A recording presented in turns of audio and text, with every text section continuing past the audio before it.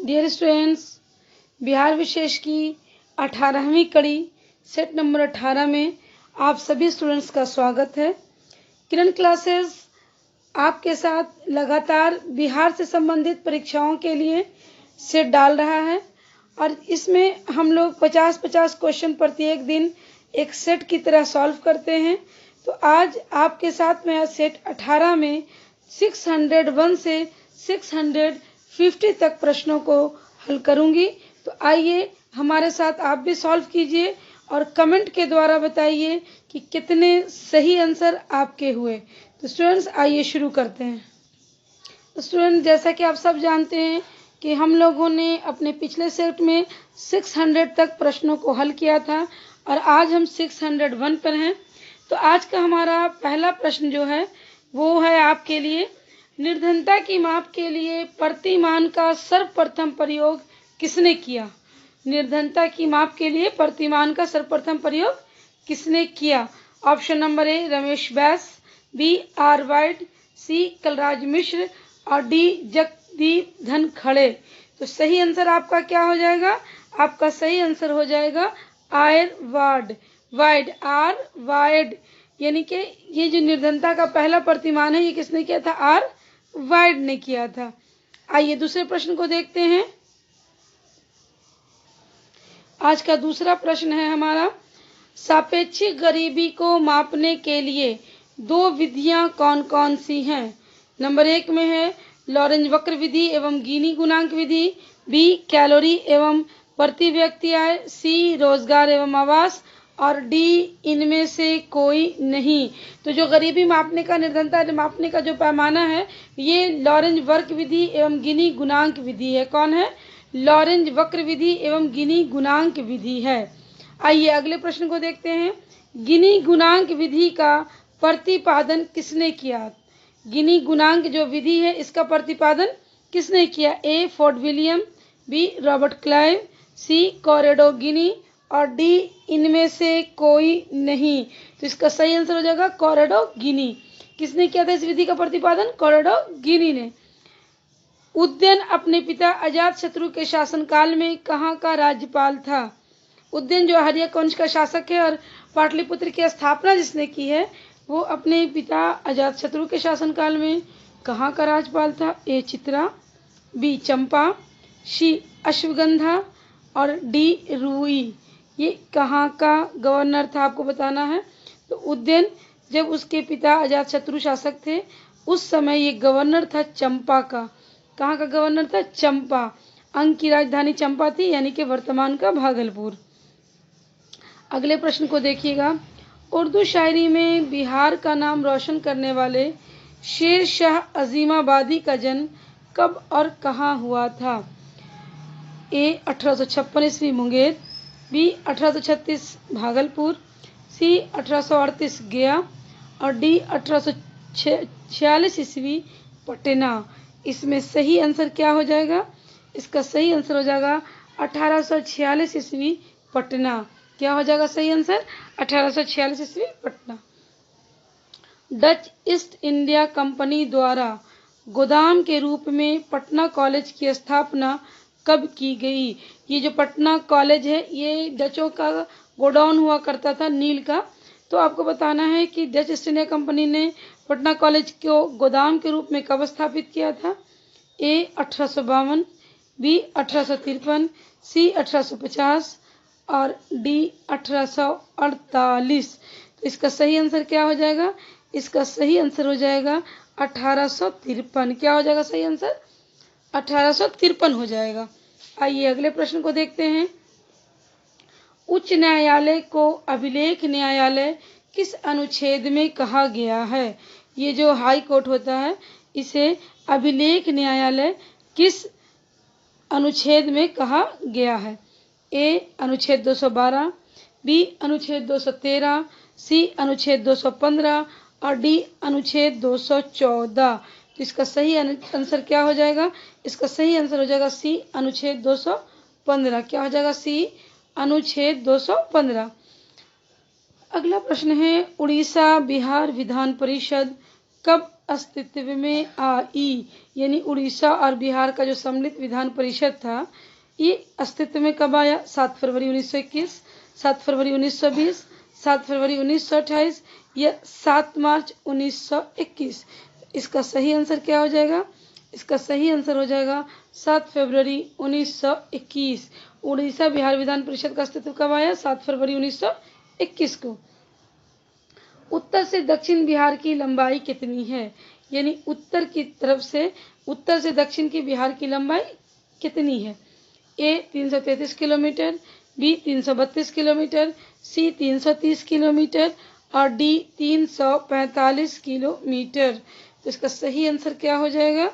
इसका सही आंसर हो जाएगा डी 345 किलोमीटर हो जाएगा। लोकनायक जयप्रकाश नारायण की जीवनी पर आधारित पुस्तक जयप्रकाश के लेखक कौन हैं? ये जो पुस्तक है लोकनायक जयप्रकाश नारायण की जीवनी है जयप्रकाश, इसके लेखक कौन है? ए रामधारी सिंह दिनकर, बी रामवृक्ष बेनीपुरी, सी सुभद्रा कुमारी चौहान और डी इनमें से कोई नहीं। तो इसका सही आंसर हो जाएगा रामवृक्ष बेनीपुरी। सही आंसर क्या हो जाएगा? रामवृक्ष बेनीपुरी हो जाएगा। आइए अगले प्रश्न को देखते हैं। उत्तर नवपाषाण काल से संबंधित सामग्री बिहार के किस स्थान से मिली है? यानी उत्तर नवपाषाण काल जो है, बाद का नवपाषाण काल, उससे जो संबंधित सामग्री मिली है वो बिहार में कहाँ से मिली है? ए चौसा, बी चिरान, सी सिपारा, डी घोसी। ये सामान कहाँ से प्राप्त हुए हैं? तो ये चिरान से प्राप्त हुए हैं, जो सारण में है, चिरांद से प्राप्त हुए हैं। प्रश्न है, उत्तरी गंगा के मैदान में प्राकृतिक रूप से जलमग्न निम्न भूभाग क्या कहा जाता है? ए जल्ला, बी टाड, सी चौर या मन, डी इनमें से कोई नहीं। तो इसका सही आंसर क्या हो जाएगा? इसका सही आंसर हो जाएगा चौर या मन कहा जाता है। क्या कहा जाता है? चौर या मन। बिहार में सर्वाधिक जनसंख्या वृद्धि दर किस दशक में हुई? सबसे निम्न तो 2011-21 है, लेकिन यहाँ आपको बताना सर्वाधिक वृद्धि किस वर्ष दशक में हुई? 1971 से 81, बी 61 से 71, सी 1950 से 60 और डी 1981 से 1991। तो इसका जो सही आंसर हो जाएगा वो क्या हो जाएगा? 1971 से 81। सबसे ज़्यादा बिहार में दशकीय जनसंख्या वृद्धि दर 1971 से 81 में हुई। चलिए आगे के प्रश्नों को देखते हैं। बिहार में सबसे कम अनुसूचित जाति की जनसंख्या प्रतिशत वाला जिला कौन है? यानी कि बिहार में सबसे कम अनुसूचित जाति की जनसंख्या प्रतिशत वाला जिला कौन है? जबकि जहाँ सबसे ज़्यादा वाला तो गया है, तो लेकिन यहाँ आपको सबसे कम बताना है। ए पूर्णिया, बी कटिहार, सी भागलपुर, डी किशनगंज। तो इसका सही आंसर क्या हो जाएगा? इसका सही आंसर हो जाएगा किशनगंज। इसका सही आंसर क्या हो जाएगा? किशनगंज। भारत में निर्धनता रेखा के निर्धारण का पहला आधिकारिक प्रयास किस योजना द्वारा किया गया था? यानी कि गरीबी रेखा का निर्धारण हुआ था, इसका सबसे पहला आधिकारिक प्रयास किस योजना में किया गया था? जुलाई 1969, बी जुलाई 1962, सी जुलाई 1968 और डी जुलाई 1965। तो इसका सही आंसर हो जाएगा बी जुलाई 1962। क्या हो जाएगा? जुलाई 1962 हो जाएगा। योजना आयोग द्वारा देश में निर्धनता की माप के लिए प्रोफेसर डी.टी. लकड़ावाला की अध्यक्षता में एक विशेषज्ञ दल का गठन किया गया है। कब किया गया? 1984, 1987, 1989। आपके पास 4 ऑप्शन हैं, इनमें से सही आंसर क्या होगा? तो देख लीजिए, इसका सही आंसर क्या हो जाएगा? योजना आयोग द्वारा जो गरीबी रेखा, जिसको हम बीपीएल कहते हैं, बिलो पॉवर्टी लाइन, उसके लिए जो विशेष दल का गठन हुआ था वो हुआ था 1989 में। कब हुआ था? 1989 में। 6ठी शताब्दी ईसा पूर्व मगध में किस धातु का भंडार था? यानी 6ठी शताब्दी ईसा पूर्व में मगध में कौन से धातु का भंडार था? ए लौह, बी तांबा, सी चांदी, डी सोना। तो बिहार में सबसे बड़ा भंडारण लोहे का था, लौह हो जाएगा। मगध में लौह का भंडारण था। दक्षिण बिहार में प्रवहित होने वाली गंगा की सबसे लंबी सहायक नदी कौन सी है? तो इसमें ऑप्शन है ए गंडक, बी सतलज, सी भगीरथी, डी सोन नदी। तो इसमें सही आंसर आपका क्या हो जाएगा? इसमें आपका सही आंसर हो जाएगा सोन नदी। कौन हो जाएगा? जबकि अगर बात उत्तर बिहार की होती है तो कोसी नदी है, लेकिन दक्षिण बिहार में कौन हो जाएगी? सोन नदी हो जाएगी। दक्षिण गंगा के मैदान का ढाल किस ओर है? दक्षिण की जो गंगा है उसका मैदानी ढाल किस ओर है? ए दक्षिण से उत्तर की ओर, बी पश्चिम से पूर्व की ओर, सी उत्तर से दक्षिण की ओर, डी इनमें से कोई नहीं। तो दक्षिण से उत्तर की ओर क्या हो जाएगा? दक्षिण से उत्तर की ओर। देश के उप प्रधानमंत्री बनने वाली बिहार की विभूति कौन थी? देश में जो उप प्रधानमंत्री बनने वाली भारत की विभूति कौन थी? नंबर 1 बाबू हीरालाल, बी बाबू जगजीवन राम, सी दीनदयाल उपाध्याय और डी बाबू रोशन सिंह। इसका सही आंसर क्या हो जाएगा? बाबू जगजीवन राम। उप प्रधानमंत्री के पद पर बाबू जगजीवन राम रहे और ये बिहार से संबंधित थे, इसलिए बिहार की विभूति इनको कहा जाता है। प्रश्न है, देश के 4 विशिष्ट नागरिक सम्मान भारत रत्न, पद्म विभूषण, पद्म भूषण एवं पद्मश्री हासिल करने वाले महान शहनाई वादक बिस्मिल्लाह खान का जन्म कहाँ हुआ था? देखिए, इनको भारत रत्न, पद्म विभूषण और पद्म भूषण, पद्मश्री सब प्राप्त था। इनका जन्म कहाँ हुआ था? ए सिमरिया, बी नगरनौसा, सी डुमरांव और डी इनमें से कोई नहीं। तो बिस्मिल्लाह खां का जन्म डुमरांव में हुआ था। कहाँ हुआ था इनका जन्म? डुमरांव में हुआ था। प्रश्न है, बाएं से दाएं लिखी जाने वाली लिपि कौन है? कौन सी लिपि है जिसको बाएं से दाएं लिखी जाती है? ए ब्रह्मी लिपि, बी वर्ज लिपि, सी प्राकृत लिपि और डी खरोष्ठी लिपि। कौन सी लिपि है जो बाएं से दाएं लिखी जाती है? तो इसका आंसर हो जाएगा खरोष्ठी लिपि। ये ईरानी लिपि अरमाइक लिपि से ही बनी थी। दशरथ मांझी कौशल विकास योजना की शुरुआत बिहार में कब की गई? ए जून 2013, बी जून 2014, सी जून 2012 और डी जून 2015। तो इसका सही आंसर क्या हो जाएगा? जून 2013।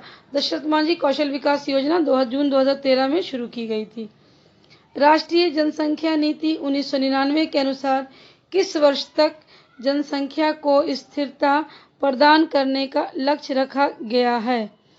देखिए, यहाँ आपके पास ऑप्शन है ए 2045 ईस्वी, बी 2035 ईस्वी, सी 2050 ईस्वी और डी 2022 ईस्वी। तो इसका सही आंसर हो जाएगा 2045 ईस्वी। क्या हो जाएगा? 2045 ईस्वी। सुरेश तेंदुलकर कमेटी का संबंध किससे है? सुरेश तेंदुलकर कमेटी का संबंध किससे है? ए गरीबी रेखा निर्धारण, बी आय निर्धारण, सी स्वच्छता निर्धारण, डी समृद्धि निर्धारण। तो किससे है? ए गरीबी रेखा निर्धारण से है। सुरेश तेंदुलकर कमेटी का संबंध किससे? गरीबी निर्धारण से है। 10वें एवं अंतिम सिख गुरु गोविंद सिंह का जन्म 1666 ईस्वी में कहाँ हुआ था? ए पंजाब, बी भागलपुर, सी गया, डी पटना। तो 10वें और अंतिम गुरु गोविंद सिंह का जन्म पटना के पटना सिटी में हुआ था। दुर्गावती जलप्रपात कहाँ अवस्थित है? ए हजारीबाग, बी नवादा, सी किशनगंज, डी कैमूर। तो दुर्गावती जलप्रपात जो है ये स्थित है कैमूर में। कहाँ स्थित है ये? कैमूर में। छतरी चौहान क्या है? छतरी चौहान क्या है? ए वीर रस का प्रधान तावली लोक गाथा, बी परम रस का प्रधान तावली लोक गाथा, सी सामाजिक समरसता वाली लोक गाथा और डी इनमें से कोई नहीं। इसका आंसर हो जाएगा ए। वीर रस की प्रधान तावली लोक गाथा है छतरी चौहान। अगला प्रश्न है, देश का सबसे बड़ा पशु मेला किस राज्य में लगता है? देश का सबसे बड़ा पशु मेला किस राज्य में लगता है? ए बिहार, बी उत्तर प्रदेश, सी हरियाणा और डी पंजाब। तो भारत का सबसे बड़ा पशु मेला जो है ये सोनपुर में लगता है। तो इसका राज्य कौन सा हो गया? ये गंडक नदी के तट पर सोनपुर है, तो राज्य हो जाएगा बिहार। देश के सर्वोच्च अलंकरण भारत रत्न से सम्मानित उस्ताद बिस्मिल्लाह खां बिहार के किस जिले के निवासी थे? यानी उस्ताद बिस्मिल्लाह खां किस जिले के थे? ए आरा, बी छपरा, सी सीवान, डी बक्सर। तो इनका जन्म डुमरांव में हुआ था और डुमरांव बक्सर में है। तो इसका आंसर हो जाएगा डी। अगला प्रश्न देखिए, वह पहला मुगल शासक कौन था जिसके अभिलेख बिहार से मिले हैं? यानी कि वो मुगल शासक पहला कौन था जिसके अभिलेख बिहार से मिले हैं? ए अकबर, बी जहांगीर, सी हुमायूं, डी शेर शाह। तो इसका सही आंसर क्या हो जाएगा? अकबर। वो मुगल शासक अकबर था जिसके अभिलेख बिहार से मिले हैं। हाउस ऑफ लॉर्ड्स और प्रीवी काउंसिल की सदस्यता प्राप्त करने वाले प्रथम भारतीय कौन थे? ए सुखदेव, बी बलदेव नारायण, सी अरविंदो और डी सचिदानंद सिन्हा। तो इसका सही आंसर क्या हो जाएगा? सचिदानंद सिन्हा हो जाएगा। इसका सही आंसर हो जाएगा सचिदानंद सिन्हा। आइए अगले प्रश्नों को देखते हैं। प्रबोध साहित्य सम्मान किस भाषा का सर्वोच्च साहित्य पुरस्कार है? प्रबोध जो साहित्य सम्मान है, ए भोजपुरी, बी मगही, सी मैथिली, डी इनमें से कोई नहीं। तो इसका आंसर सी हो जाएगा मैथिली। वहाबी आंदोलन के प्रवर्तक कौन थे? ए मोहम्मद बहली, बी अब्दुल वहाब, सी सुहेल खां, डी अब्दुल रिजवी। तो इसका सही आंसर हो जाएगा अब्दुल वहाब। वहाबी आंदोलन के अब्दुल वहाब थे। अगला प्रश्न है, वीर कुंवर सिंह विश्वविद्यालय की स्थापना कब हुई थी? वीर कुंवर सिंह विश्वविद्यालय की स्थापना कब हुई थी? ए 1990, बी 1991, सी 1992 और डी 1993। तो इसका सही आंसर क्या हो जाएगा? 1992 यानी कि सी। बिहार केसरी से किसे संबोधित किया जाता है? A doctor Shridhar Singh, B doctor Shri Krishna Singh, C doctor Shri Ram Singh, doctor Bhimrao Ambedkar. तो बिहार केसरी की उपाधि डॉक्टर श्री कृष्ण सिंह की है, जो बिहार के पहले मुख्यमंत्री थे। वास्तुकार महागोविंद किस शासक के दरबार में थे? तो वास्तुकार जो महागोविंद थे वो किसके दरबार में थे आपको बताना? ए बिंदुसार, बी अजातशत्रु, सी बिंबिसार और डी जरासंध। किसके दरबार में थे? तो आपका सही आंसर यहाँ पर जो है वो हो जाएगा बिंबिसार। और इन्हें ही राजगिरी का वास्तुकार भी कहा जाता है, महागोविंद को। लोकनायक जयप्रकाश नारायण को भारत रत्न से कब नवाजा गया? ए 1999, बी 2000, सी 2001, डी 2002। कब नवाजा गया आपको बताना, मतलब कि प्रदान किया गया। तो इसका आंसर हो जाएगा 1999 यानी कि ए। भारतीय संचार निगम लिमिटेड की मोबाइल सेवा प्रारंभ करने वाला देश का पहला राज्य कौन है? देश का पहला राज्य कौन है जिसने संचार निगम लिमिटेड की मोबाइल सेवा शुरू की है? तो इसका सही आंसर हो जाएगा आपको देखना है, ए झारखंड, बी उत्तर प्रदेश, सी दिल्ली, डी बिहार। तो इसका सही आंसर हो जाएगा बिहार यानी कि डी। अगला प्रश्न है, वाल्मीकि नेशनल पार्क किस जिले में स्थित है? ए पश्चिमी चंपारण, बी पूर्वी चंपारण, सी सीतामढ़ी और डी मोतिहारी। इसका सही आंसर हो जाएगा पश्चिमी चंपारण। वाल्मीकि नेशनल पार्क पश्चिमी चंपारण में है। ये बिहार का एकमात्र नेशनल पार्क है। जयप्रकाश नारायण द्वारा पटना में संपूर्ण क्रांति की घोषणा कब की गई थी? ए 5 जून 1975, बी 5 जून 1973, सी 5 जून 1974 और डी 5 जून 1976। तो इसका सही आंसर क्या हो जाएगा? 5 जून 1974। लॉरिक सेना का गठन कब हुआ? 1982, 1983, 1984, 1985। सही आंसर हो जाएगा 1985 में। लौरिक सेना का गठन कब हुआ? 1985 में। नव नालंदा महाविहार में किसका स्मारक है? ए फाहियान, बी हुएनसांग, सी कौटिल्य और डी इनमें से कोई नहीं। तो इसका सही आंसर क्या हो जाएगा? इसका सही आंसर हो जाएगा, आप देख लीजिए, इसका सही आंसर है,